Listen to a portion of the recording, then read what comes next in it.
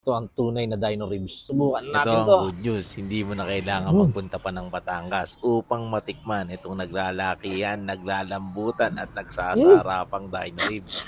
At talaga namang pang-immortal yung mga putok-batok na pagkain nila dito.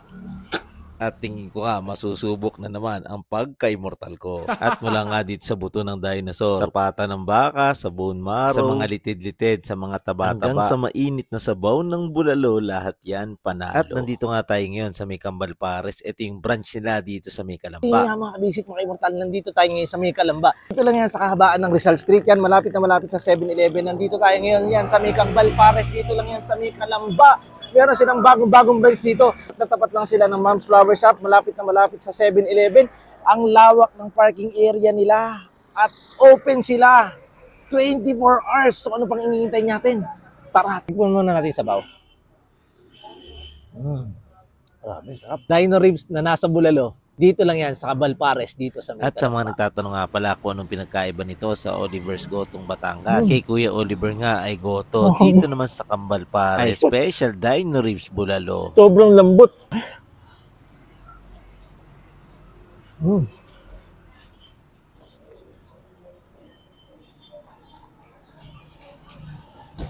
Grabe. Nakalas na ang dino rib.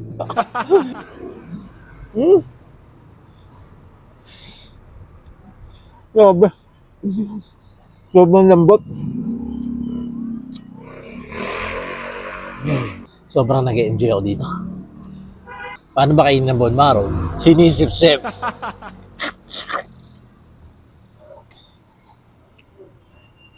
Hindi ko nasip-sip lahat.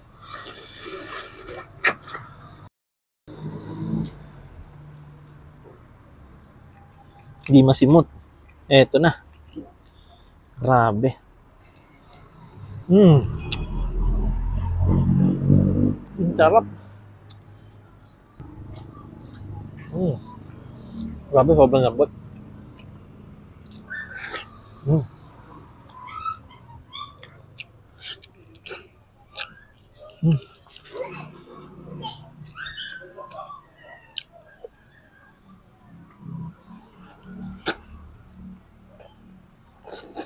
Sarap.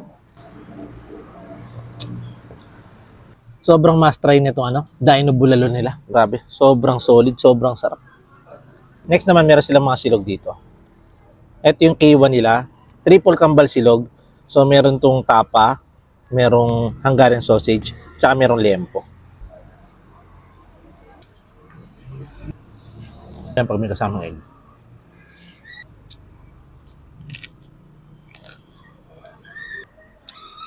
Isa pa sa mga bestseller nila, syempre, itong steak.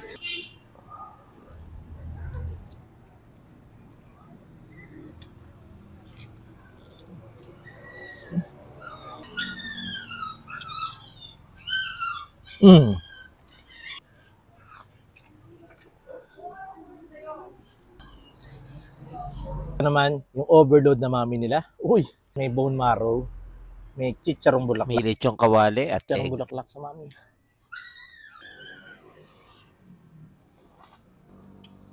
Mga kabisik, mga immortal, punta na tayo dito sa Kambal Pares. branch na sa may Calamba at napakadali niyang i-waste. Kaya ano pa hinihintay nyo? Tara na!